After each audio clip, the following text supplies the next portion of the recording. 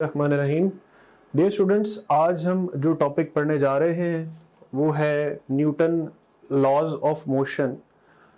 Newton laws of motion के context में Newton laws of motion है, फिर कुछ प्रैक्टिस क्वेश्चंस हैं। अब न्यूटन लॉज ऑफ मोशन जो है, इनके बारे में कुछ बेसिक आइडियाज़ ये कि Newton laws of motion basically motion पर बहुत से साइंसदानों का, बहुत से फिलोसोफर्स के आइडियाज़ थे जिनको न्यूटन ने कंपाइल किया और फिर उसने 3 मेजर लॉज दिए जो मोशन को हर तरह से डिस्क्राइब करने में मददगार।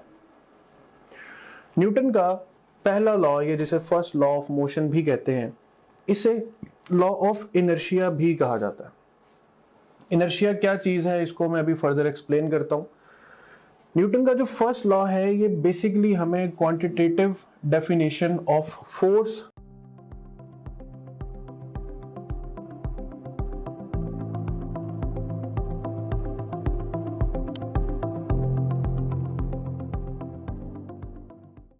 प्रोवाइड करता है। क्वांटिटेटिव डेफिनेशन ऑफ फोर्स का मतलब ये है कि न्यूटन लॉ में आपने पढ़ रखा है कि an object at rest will remain at rest, an object in motion will continue to move unless और until it is acted upon by some unbalanced external force. यानी न्यूटन का फर्स्ट लॉ हमें यह एक्सप्लेन करता है कि एक object जो रेस्ट पर है, अगर आप उसकी स्टेट ऑफ रेस्ट चेंज करना चाहते हैं तो यू नीड अ फोर्स, और अगर एक object in the state of motion है और आप उसके मोशन को रोकना या तेज करना चाहते हैं तो again you need a force. अब मोशन रिक्वायरमेंट के लिए या फर्स्ट लॉ ऑफ मोशन के लिए बॉडी की एक्सेलरेशन का जीरो होना बहुत जरूरी। जीरो एक्सेलरेशन का मतलब है कि either the object is at rest or either the object is in motion. अब F इज इक्वल टू 0 और A इज इक्वल टू 0, ये दोनों केसेस जो हैं वो फर्स्ट लॉ से रिलेटेड है। फिर लॉ ऑफ मोशन को लॉ ऑफ इनर्शिया कहते हुए ये भी बात याद रखनी है कि एक तज़किरा फ्रेम ऑफ रेफरेंस का भी होता है। यहां पे FOR से साथ याद रखिएगा, I am speaking frame of reference के न्यूटन लॉज की वैलिडिटी के लिए फ्रेम ऑफ रेफरेंस का चेक करना बहुत जरूरी। अब नेक्स्ट एग्जांपल्स में आप देखें कि एक बॉल है, इस बॉल को अगर देखा जाए तो ये रेस्ट कंडीशन में थी और इस किक की मदद से इस पर फोर्स अप्लाई हुई और फोर्स ने इसकी स्टेट ऑफ रेस्ट को चेंज कर दिया। सेम इसी तरह एक दूसरी एग्जांपल है कि एक बॉल जो मूव करती हुई आ रही है, इस बॉल को रोकने के लिए इस बच्चे को फिर एक फोर्स की जरूरत है। So first law basically discuss करता है इनर्शिया को। इनर्शिया वो टेंडेंसी है बॉडी की जो अपने अंदर रेजिस्टेंस क्रिएट करती। आप किसी बॉडी को मूव नहीं कर पा रहे तो बिकॉज ऑफ इनर्शिया, अगर आप चीज को रोक नहीं पा रहे तो बिकॉज ऑफ इट्स इनर्शिया। अब इनर्शियल फ्रेम ऑफ रेफरेंस को, या मैं यहां पर सिंपल फ्रेम ऑफ रेफरेंस को डिस्कस करूं, FOR फ्रेम ऑफ रेफरेंस, तो इसकी 2 बेसिक टाइप्स होती है। एक होता है इनर्शियल और एक होता है नॉन इनर्शियल। ऐसा फ्रेम ऑफ रेफरेंस जिसकी एक्सेलरेशन 0 हो और ऐसा फ्रेम ऑफ रेफरेंस जिसकी एक्सेलरेशन नॉन जीरो हो। ऐसा फ्रेम जो या तो रेस्ट पर हो या उसका मोशन यूनिफॉर्म हो, initial velocity equals to final velocity, और ऐसा फ्रेम जिसमें स्पीड मुसलसल इंक्रीज या डिक्रीज करे, ऐसा फ्रेम ऑफ रेफरेंस कहलाता है non inertial frame of reference. अब लॉज ऑफ मोशन कहां वैलिड है? लॉज ऑफ मोशन वैलिड है तो इनर्शियल फ्रेम ऑफ रेफरेंस में, इनवैलिड है तो non inertial frame of reference में। सो लॉज ऑफ मोशन को स्टडी करने के लिए basic frame inertial frame of reference. अब फ्रेम ऑफ रेफरेंस को मैं यहां पर थोड़ा आसान लफ्जों में बयान करूं तो देखें, आप जहां बैठे हुए हैं, जहां से आप किसी चीज को ऑब्जर्व कर रहे हैं, वो आपका फ्रेम ऑफ रेफरेंस है। जहां बैठे आप ये लेक्चर सुन रहे हैं वहां पर आप स्टेट ऑफ रेस्ट में हैं। आपकी सराउंडिंग भी स्टेट ऑफ रेस्ट में है। रेस्ट कंडीशन के साथ एक्सेलरेशन जीरो कंसीडर होती। सो जहां बैठे आप ये लेक्चर देख रहे या सुन रहे, ये आपका फ्रेम ऑफ रेफरेंस है और अकॉर्डिंग टू द सिचुएशन ये एक इनर्शियल फ्रेम ऑफ रेफरेंस है। लेकिन अगर आप अपने लैपटॉप पर एक बस में बैठकर यही लेक्चर सुनेंगे या यही लेक्चर ऑब्जर्व करेंगे, तो बस की स्पीड मुसलसल इंक्रीज डिक्रीज, एक्सेलरेशन इंक्रीज और डिक्रीज के मराहल से गुजरेगी। आप एक जगह सुकून से नहीं बैठ पाएंगे। कभी बस आपको लेफ्ट, कभी राइट धकेल रही, कभी ब्रेक सप्लाई हो रही है तो आप फॉरवर्ड गिर रहे हैं, या ब्रेक सप्लाई हो रही है तो फॉरवर्ड गिरने के साथ साथ अगर रेस दी जा रही है बहुत स्पीडीली तो आप पीछे की तरफ जो है वो पुश होंगे।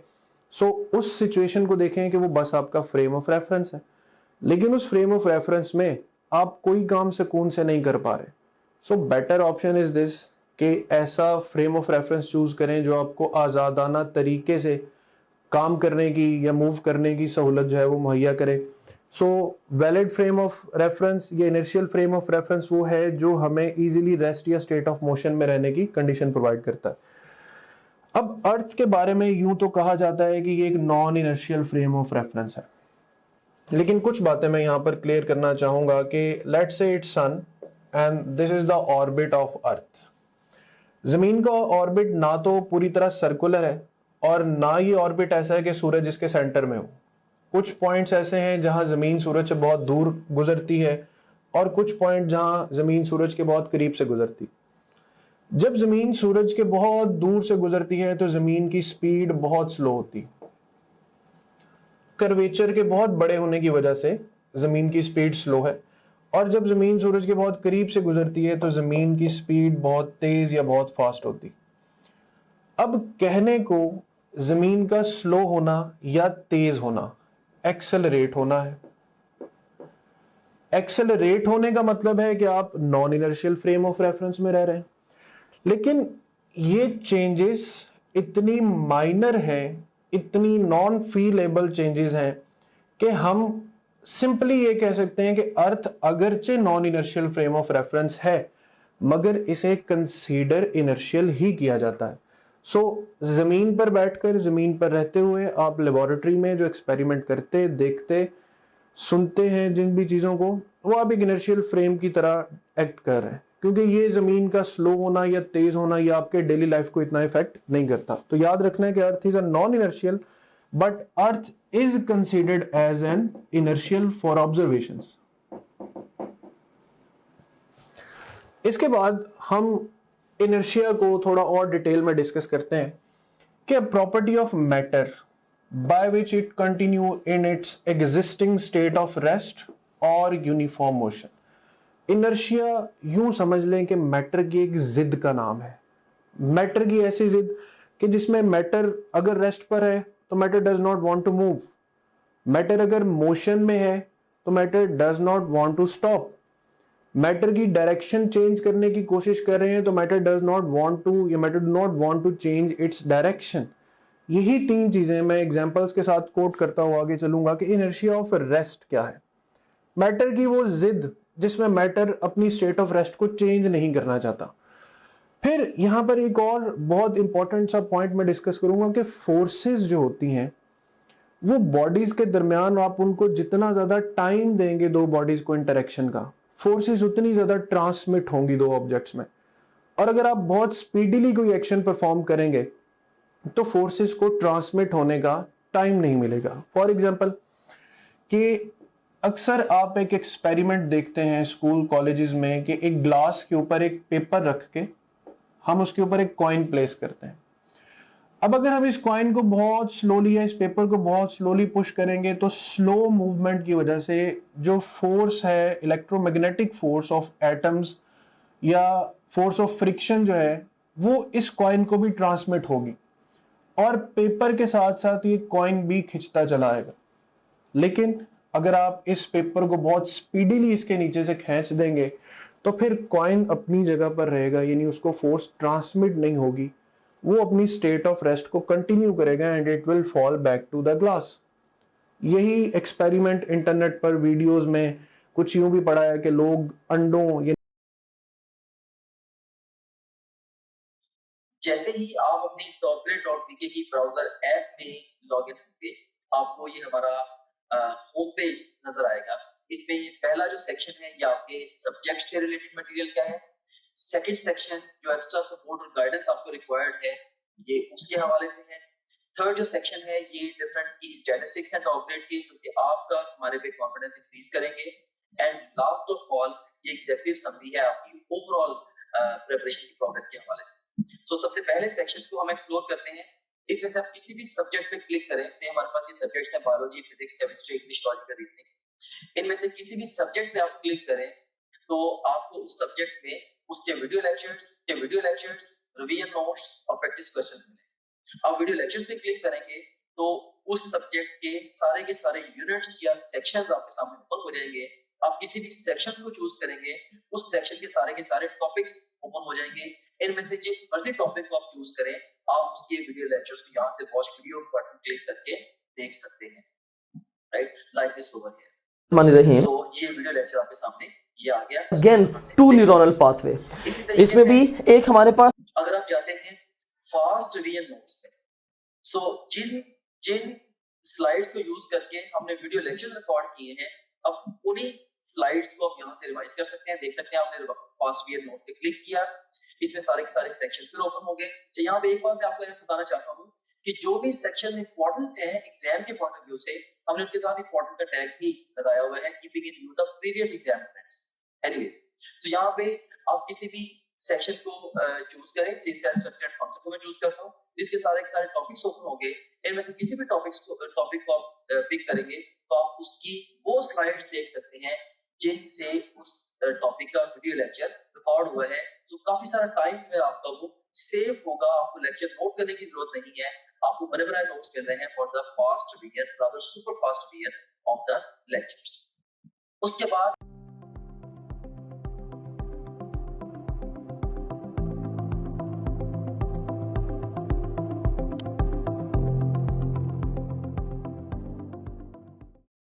एग्स के साथ यही एक्सपेरिमेंट करते हैं कि एक कार्डबोर्ड पे एग्स रखकर बड़ी स्पीडली कार्डबोर्ड को निकालते हैं and eggs fall down in the water bucket. Even आप यहां तक भी ऐसे वीडियोस भी सर्च कर सकते हैं या खुद भी प्रैक्टिकल कर सकते हैं कि खाने की मेज पर एक रेशम का कपड़ा बिछाकर उसके ऊपर कुछ बर्तन रख दिए जाएं और उस कपड़े को अगर तो आप स्लोली खींचेंगे तो बर्तन गिरने का खदशा है, लेकिन अगर आप बहुत तेजी से उस कपड़े को खींचेंगे तो फिर सिर्फ वो कपड़ा ही नीचे से निकलेगा, बर्तन अपनी जगह पर स्टेट ऑफ रेस्ट में एग्जिस्ट करेंगे। सो इनर्शिया ऑफ रेस्ट है the inability of a body to change its state of rest by itself, कि कोई चीज खुद से अपने आप को स्टेट ऑफ रेस्ट से स्टेट ऑफ मूवमेंट में नहीं ला सकती। अब एग्जांपल है कि large force is required to set up a lawn roller into motion. घास काटने वाली मशीन को मोशन में लाने के लिए एक अच्छी खासी फोर्स रिक्वायर है due to inertia of rest. Backward falls of a standing person in a bus. आप बस में खड़े, बस अचानक से स्पीड अप होती है तो आप बैकवर्ड फॉल करते हैं। ये बैकवर्ड फॉल करने की रीजन अचानक लगने वाली फोर्स है जो आपके स्टेट ऑफ रेस्ट को चेंज करती। The falling leaves of fruit from tree. अगर आप किसी दरख्त को या खिजा में देखें और उस दरख्त के साथ जो पत्ते लगे हुए हैं, जुड़े हुए हैं, और वो सूख के गिरने वाले हैं, तो अगर आप उस दरख्त को थोड़ा सा भी शेक कर देंगे तो पत्ते टूट के गिरना शुरू हो जाएंगे। उसकी रीजन कि पत्तों का और टहनियों का जो आपस में लिंक है वो बहुत वीक हो चुका है, और वीक होने के साथ साथ वो फिलहाल तो स्टेट ऑफ रेस्ट में है, लेकिन अगर आप जरा सी फोर्स लगाएंगे तो उनकी स्टेट ऑफ रेस्ट जो है वो स्टेट ऑफ मोशन में कन्वर्ट हो जाएगी। इसी तरह fall of dust particles inside a woollen blanket. अक्सर आप देखें कि एक कारपेट को या ब्लैंकेट को अगर आप किसी स्टिक के साथ जोर से हिट करते हैं तो उसे डस्ट पार्टिकल्स निकलते हैं। एक्चुअल क्या होता है, डस्ट पार्टिकल्स उस कारपेट के ऊपर सस्पेंडेड है, उससे जुड़े हुए हैं। जैसे ही आप जोर से स्टिक मारते हैं, कारपेट बैकवर्ड मूव करता है, लेकिन डस्ट पार्टिकल्स अपनी स्टेट ऑफ रेस्ट को कंटिन्यू रखते हैं। हमें यूं लगता है कि डस्ट पार्टिकल्स हैं ऊपर की तरफ उछले हैं, असल में जो कारपेट है वो डिस्प्लेस होकर पीछे जाता है और जो डस्ट पार्टिकल है वो अपने स्टेट ऑफ रेस्ट को कंटिन्यू करते हैं। इसी तरह broken glass into number of pieces when stone hits a window. जैसे ही पत्थर किसी खिड़की को हिट करता है, शीशे की विंडो को, तो उसके जो पीसीज हैं वो स्कैटर होते हैं। वहां पर भी इनर्शिया ऑफ रेस्ट की एग्जांपल है कि ग्लास पीस में जैसे ही आप फोर्स एक्सर्ट करते हैं तो वो state of rest state of motion में चेंज हो जाती। इसी तरह नेक्स्ट इनर्शिया है inertia of motion. It is the inability of a body to change its state of motion by itself. कोई भी बॉडी अपनी स्टेट ऑफ मोशन को खुद से नहीं चेंज कर सकती। इसको चेंज करने के लिए भी आपको फोर्स की जरूरत पड़ेगी। अब यहां पर मैं एक छोटा सा तजर्बा आपको करके दिखाता हूं। वो ये कि ये एक बोर्ड मार्कर मेरे हाथ में मौजूद है। अब अगर मैं इसको हाथ पे रख कर बड़ी तेजी से आगे की तरफ मूव करूं और मूव करने के बाद मैं अचानक अपने हाथ को अपने दूसरे हाथ से रोक दूं, तो क्या ये बोर्ड मार्कर आपके ख्याल में साथ ही रुक जाएगा या ये मोशन को कंटिन्यू करे? इस एक एग्जांपल से आपको इनर्शिया ऑफ मोशन की हर कैटेगरी में बहुत आसानी होगी समझने में। यानी फिर क्या एक्सपेरिमेंट करने जा रहा हूं मैं, हाथ पे एक बोर्ड मार्कर को रख के मैं उसे बड़ी स्पीडीली मूव करवाऊंगा और स्पीडीली मूव करवाने के बाद मैं सडनली अपने हाथ को एक पार्ट से रोक दूंगा।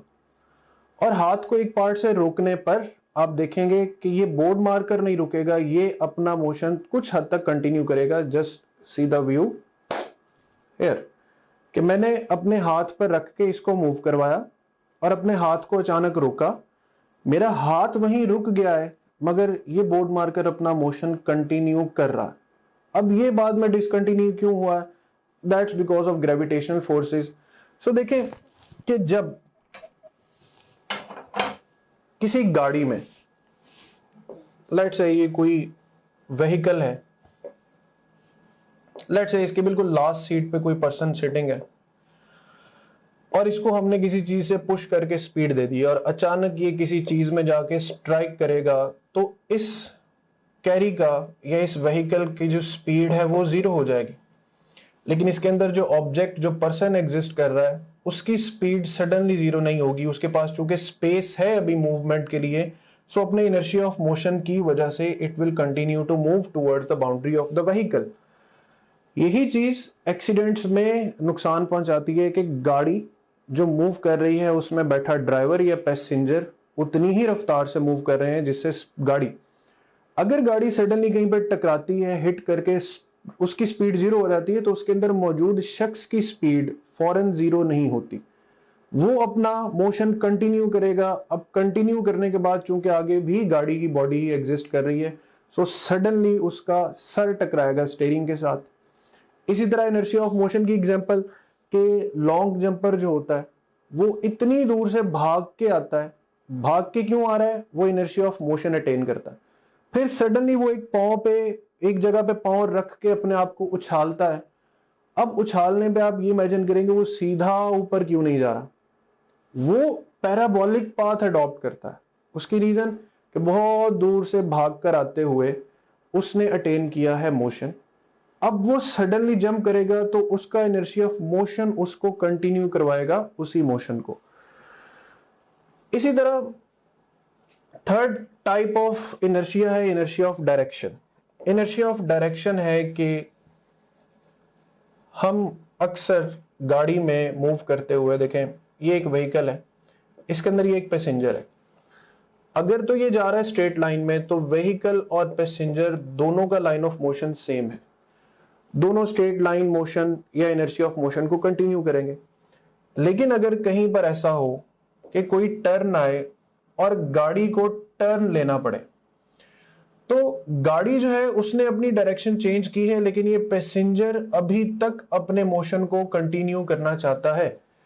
इसीलिए जब भी आप किसी गाड़ी में बैठकर सफर करें और गाड़ी अचानक मुड़ेगी तो आप स्ट्रेट लाइन मोशन कंटिन्यू करना चाहते हैं, जिसकी वजह से आपको यूं लगता है कि गाड़ी अगर लेफ्ट को जा रही है तो आप राइट पे, या गाड़ी राइट पे जा रही है तो आप लेफ्ट पे जा रहे हैं। एक्चुअल में आप लेफ्ट को नहीं जा रहे, आप अपना वही स्ट्रेट लाइन मोशन कंटिन्यू करने जा रहे हैं।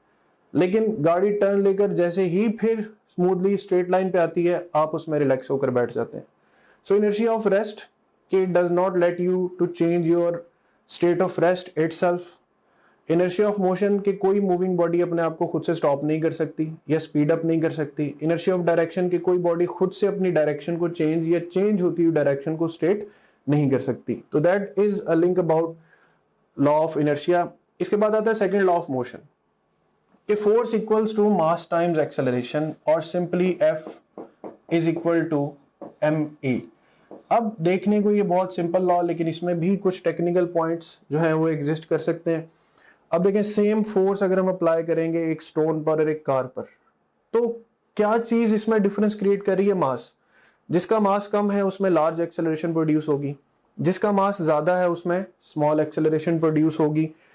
इसके बाद फोर्स का कॉन्सेप्ट, जब फोर्स से रिलेटेड प्रॉब्लम्स आएंगे तो आप उसे कैसे सॉल्व करेंगे? लेट्स से इस बॉक्स पर एक तरफ से 10 न्यूटन और एक तरफ से 5 न्यूटन फोर्स लग रही। अब अपीरेंटली देखा जाए तो F is equal to M A को सॉल्व करने के दो तरीके हैं।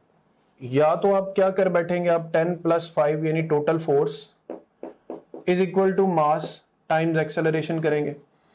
लेकिन याद रखें कि दोनों फोर्सेस ऑपोजिट हैं, एक दूसरे के मोशन को अपोज करने वाली फोर्सेस हैं। सो आप कभी भी इसे टोटल फोर्स के कॉन्सेप्ट के साथ सॉल्व नहीं करेंगे। This law, this second law is not about total force, it is about net force.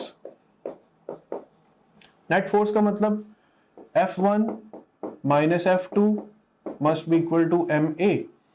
अब ये इक्वेशंस आपकी बुक में बहुत सी जगहों पे एग्जिस्ट कर रही, जैसे FD minus mg is equal to 6 pi या इज इक्वल टू ma। यहां पर इसको फिर से मैं क्लियरली लिख देता हूं कि टर्मिनल वेलोसिटी के केस में आप FD minus mg is equal to ma से सॉल्व करते हैं। Tension in the string in elevator में T minus mg is equal to ma।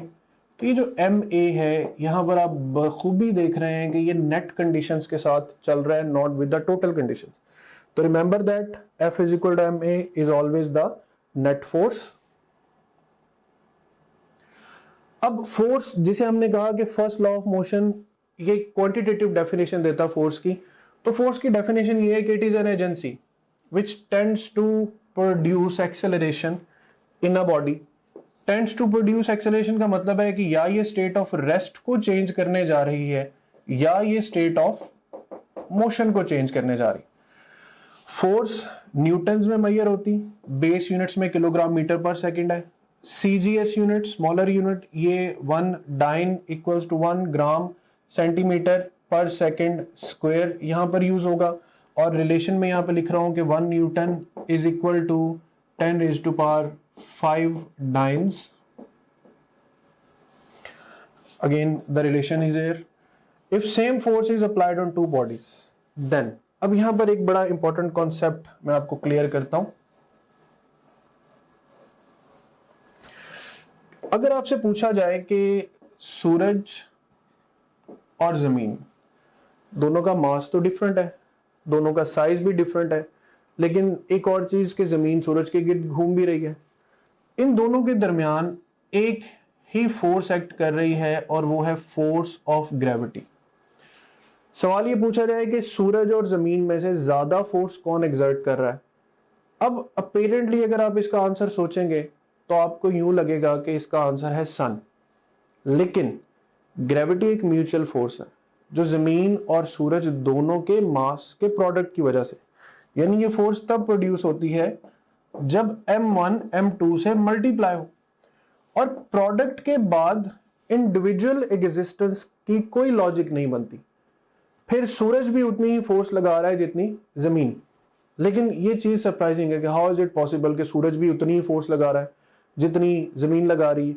तो ये जो कॉन्सेप्ट ऑफ म्यूचुअल या प्रोपोर्शनल या इनवर्स स्क्वायर फोर्सेस है, ये यही है कि दोनों बॉडीज के दरमियान फोर्स इक्वल है।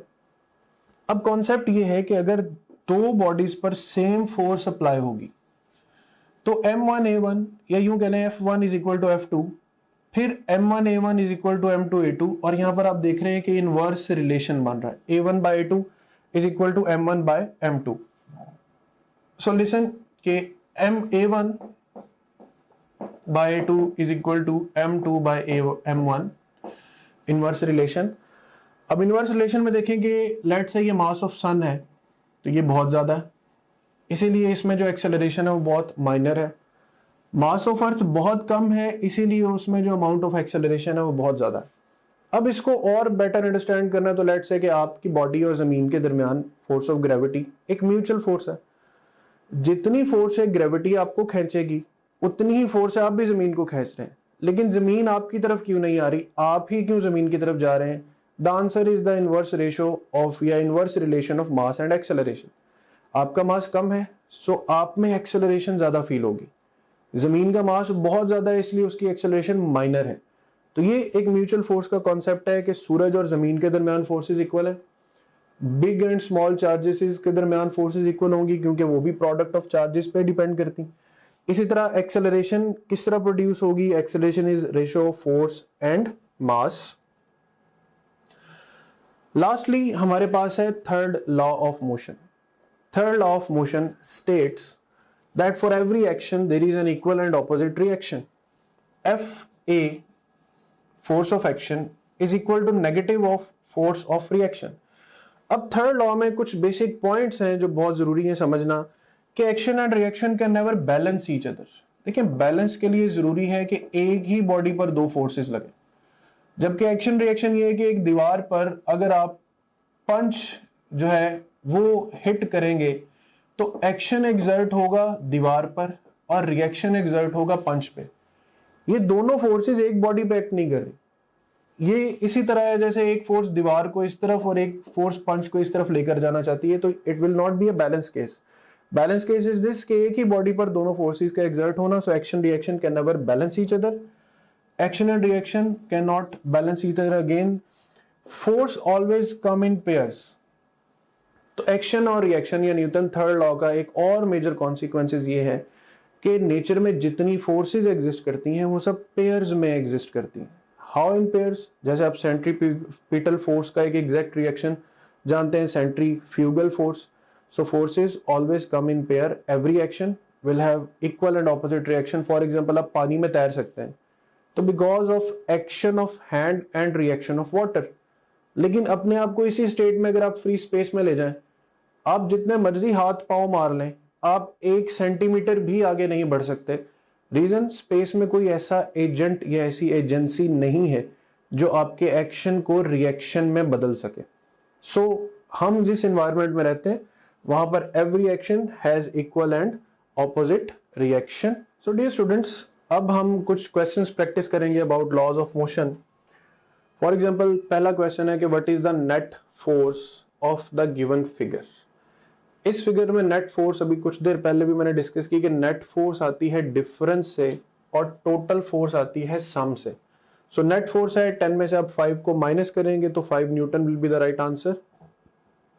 While shaking hands with each other what kind of force do we exert. अब यहां पर एक बड़ा इंपॉर्टेंट कॉन्सेप्ट मैं आपको क्लियर करना चाहूंगा कि फोर्सेस का जो ओरिजिन है या डेली लाइफ में आप चलते हैं तो उसका असल माखज क्या है, आप हाथ में लाते हैं तो उसका असल माखज क्या है, नॉर्मल फोर्स है या एटॉमिक फोर्सेस हैं। तो इन सब फोर्सेस का मेन ओरिजिन जो है वो इलेक्ट्रोमैग्नेटिक फोर्स है।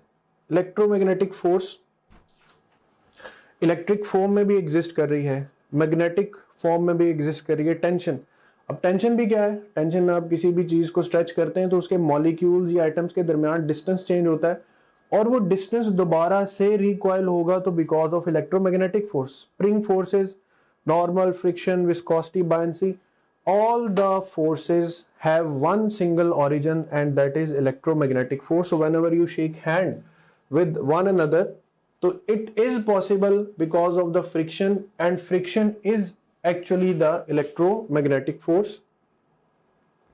What is the total force? Again, the sum of the forces on an object is called total force. The answer is 15 Newton. Reluctance of an object to change its state of rest or motion, reluctance या resistance, that is inertia. So right answer is D. Action and reaction, forces refer to Newton's third law of motion. Must act upon the same body? No. Must act upon different body? Yes. need not to be equal in magnitude, must have the same line of action, have to be equal in magnitude. That's wrong option. हमारा जो most important feature है या teaching tool है, that is our question bank. So अगर हम practice questions पे जाते हैं तो इसमें हम देखें कि आप डिफरेंट डिफरेंट तरीके से टेस्ट दे सकते हैं।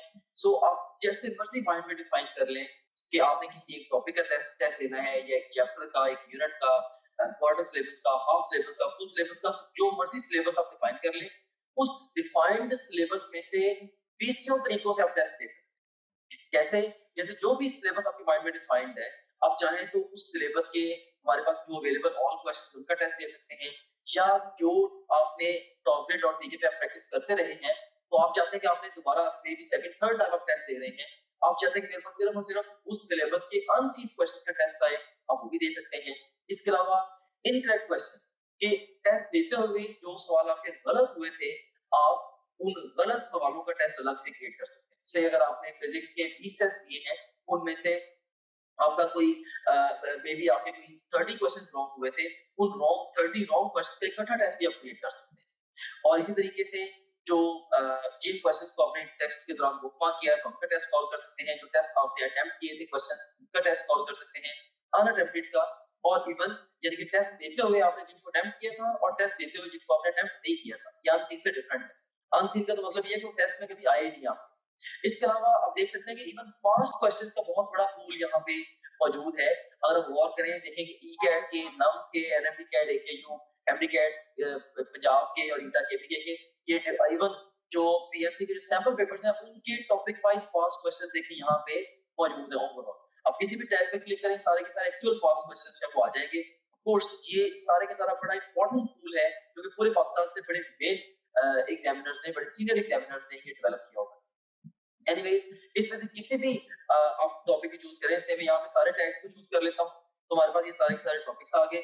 इनमें से किसी एक टॉपिक को मैं चूज करूँ, या एक सेक्शन को, या मैं मल्टीपल सेक्शन को चूज करूँ, तो मैं उसका टेस्ट दे सकता हूँ। से मैंने 2 सेक्शन चूज किए, इसमें से सेम है कार्बोहाइड्रेट्स और प्रोटीन्स, इनका टेस्ट देना चाहता हूँ, या ओवरऑल मैं सारे सेक्शन का टेस्ट देना चाहता हूँ, वो मैं दे सकता हूँ। या मैं डिफाइन करूंगा, मे बी जी मैंने 50 एमसीक्यूज का टेस्ट देना है, तो ये 50 एमसीक्यूज का टेस्ट आपके सामने ये क्रिएट हो गया।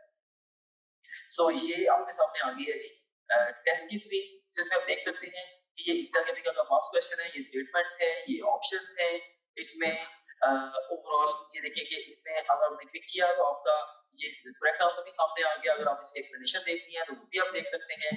इसके अलावा ये क्वेश्चन वेरीफाइड है बाय आवर टीम, इसको अगर आप चाहें बुक मार्क कर सकते हैं। इस क्वेश्चन से रिलेटेड डिफरेंट स्टैट्स यहाँ पे आ रहे हैं वगैरह वगैरह। यहाँ से आप नेक्स्ट क्वेश्चन पे जा सकते हैं, जरूरत पड़े तो आप यहाँ से प्रीवियस क्वेश्चन पे जा सकते हैं, और फिर अल्टीमेटली जब आप चाहें आप टेस्ट को फिनिश करके इवन रिजल्ट को भी व्यू कर सकते हैं।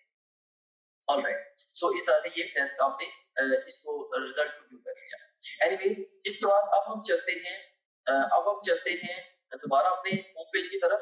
सो आप किसी भी जितने भी आपका सब्जेक्ट्स हैं, बायोलॉजी, फिजिक्स, केमिस्ट्री, इंग्लिश और लॉजिकल रीजनिंग, इन सब सब्जेक्ट्स के आप वीडियो लेक्चर्स, वीडियो नोट्स और अनलिमिटेड एमसीक्यू प्रैक्टिस यहाँ से कर सकते हैं।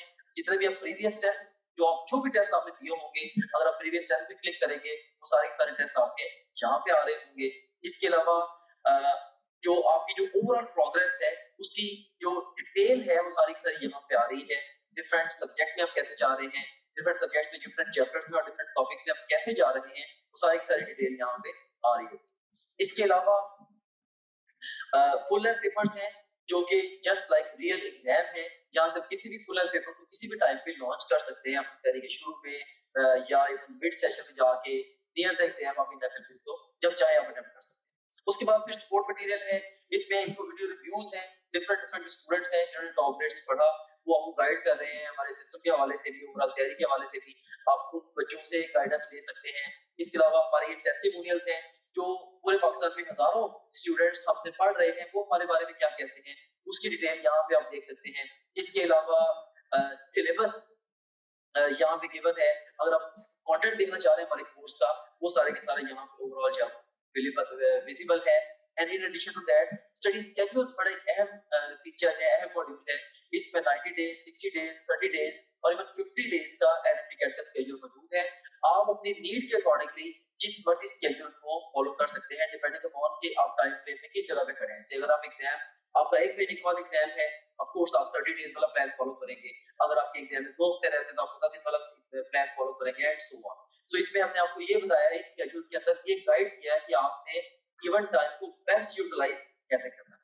फिर इसके अलावा डाउनलोड्स का सेगमेंट है, जो भी डिफरेंट इंपॉर्टेंट कंटेंट है आपसे रिलेटेड वो सारे के सारा आपको डाउनलोड्स में मिल जाता है। और इसके अलावा गाइडेंस वीडियोस काफी सारी इसके अंदर पड़ी हुई हैं जो कि मैंने खुद रिकॉर्ड करके इसके अंदर डाली है। इसमें बहुत सारे हवालों से जनरल गाइडेंस आप इन वीडियो से ले सकते हैं।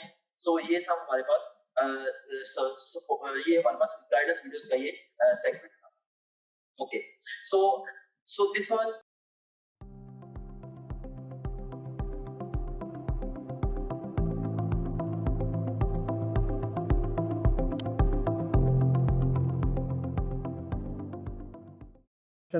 must be equal in magnitude but need not to have same line of action। देखिए एक्शन और रिएक्शन का इक्वल होना भी जरूरी है और सेम लाइन ऑफ एक्शन में होना भी जरूरी है। So only right option is they must act upon different bodies according to which law of motion single unstable force cannot exist। Third law states that forces always come in pair। So third law is the law which resists the single existence of force। Newton's first law of motion gives the definition of it's the force कि state of rest को change करना है तो भी force, state of motion को change करना है तो भी you require force. Third law of motion explains the existence of pair of forces। When a bus suddenly takes turn, the passengers are thrown outward because of their inertia of motion कि वो अपना straight line motion continue करना चाहते हैं। A person sitting in an open car moving at constant velocity throws a ball vertically up into the air। एक शख्स एक car में बैठा हुआ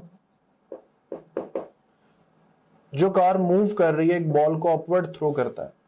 अब अपवर्ड थ्रो करने के बाद पूछा गया है कि the ball fall outside the car. No, जितना पर्सन के पास इनर्शिया ऑफ मोशन है उतना ही बॉल के पास भी है। इन the car ahead of the person, वो कार में गिरेगी और पर्सन से आगे जाकर? नो, दोनों का इनर्शिया ऑफ मोशन सेम है। तो in the car the side of the person या किसी साइड पे जाके गिरेगी? Again the answer is no. The ball will fall exactly in the hand which threw it up. क्यों? दोनों सेम क्वांटिटी ऑफ मोशन रखते हैं, तो जब वो शख्स उसे ऊपर उछालेगा बॉल स्ट्रेट राइटवर्ड उसके हाथों में वापस आएगी। That's all about the laws of motion. Thank you.